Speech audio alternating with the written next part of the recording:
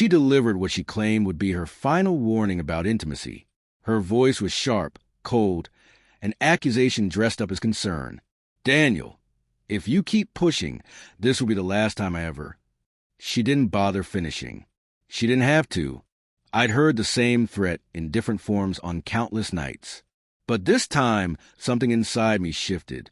I gave a faint smile, the kind that comes only after years of quiet endurance.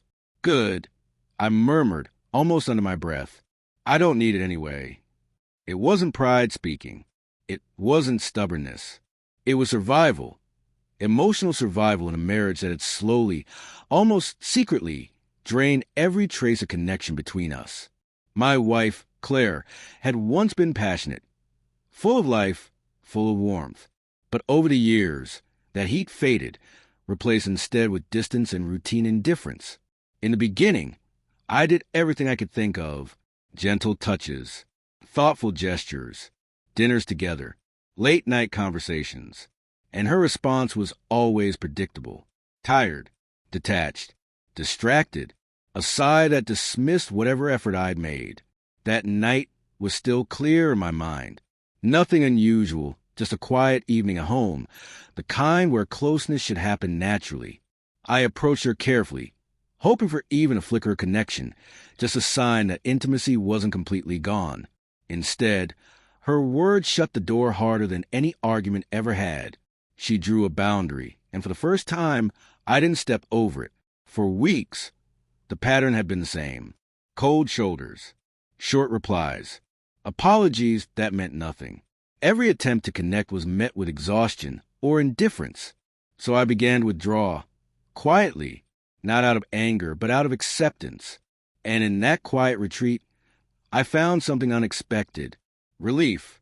I stopped counting the nights she turned away, the meals eaten without conversation, the touches that never happened. Instead, I focused on myself, my work, my friendships, the small joys that had been buried under years of rejection.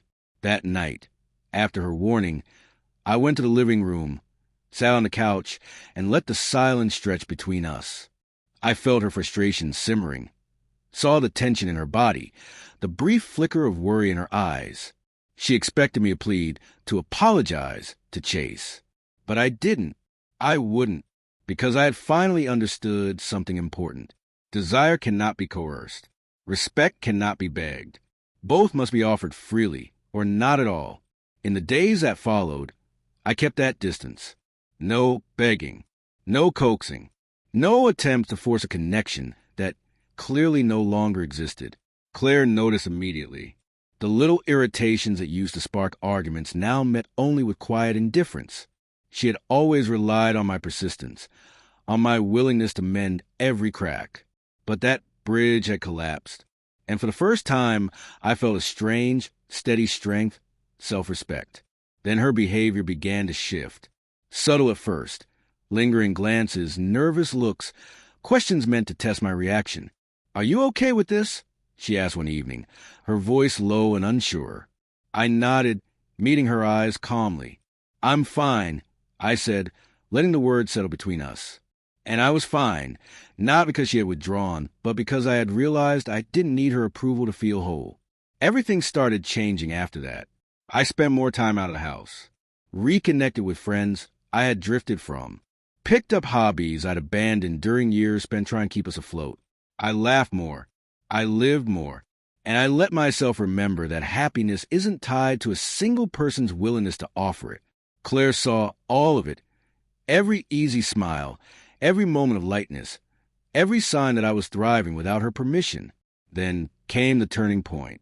One evening, while I was out having dinner with a colleague, Claire happened to see me across the street with someone new. Samantha, a co-worker who had always appreciated my integrity and kindness. There was nothing romantic happening, no flirting, no hidden intentions. Just two people sharing a conversation and a laugh while walking together. But to Claire, it looked like something she had been withholding suddenly appearing elsewhere. Her reaction was instant. My phone lit up with messages, sharp, urgent, frantic. Then came the calls, one after another. For weeks, she had been in control, setting terms, defining boundaries. But seeing me move on from her narrative sent her into panic. And for the first time, I felt a quiet sense of balance return. I didn't respond right away. I let her desperation break against the calm wall of my disinterest. She had used that final warning as a tool to manipulate, to remind me that intimacy was hers to grant or deny, but I had taken the power out of it completely. A warning means nothing to someone who no longer needs what's being withheld.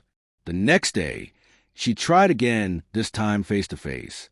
She approached me slowly in the living room, wearing that familiar mix of charm and authority she used whenever she wanted to pull me back into place. "Daniel, we need to talk," she said, her voice steady but laced with urgency.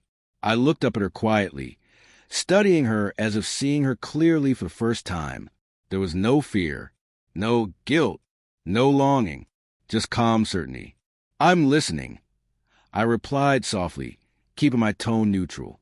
She tried to spin the conversation into concern, into care, into anything that would let her steer my emotions again, but I stayed still. Her attempt to spark a reaction fell flat, because the truth was simple. I no longer lived within the boundaries she set. I stopped needing what she refused to give, and that changed everything. For the first time, I saw her composure crack. The confidence she always wore slipped.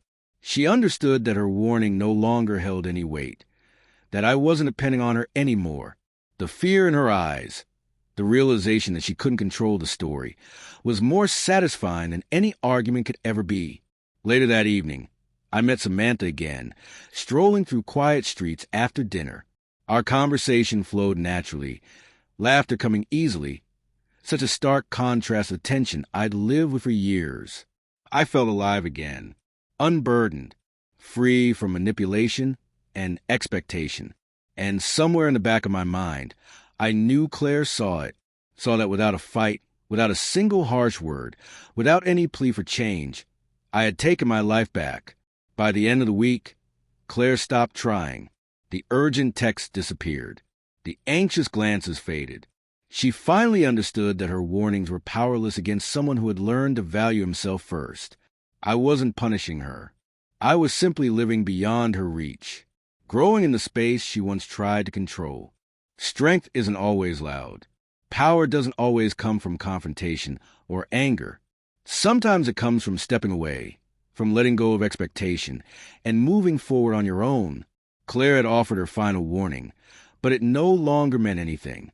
I had found something far greater: independence, clarity, and the kind of peace that comes from not relying on someone else to define your worth. And in that quiet victory, I smiled again. I didn't need it, not her warning, not her approval, not her conditions, because I had finally found myself.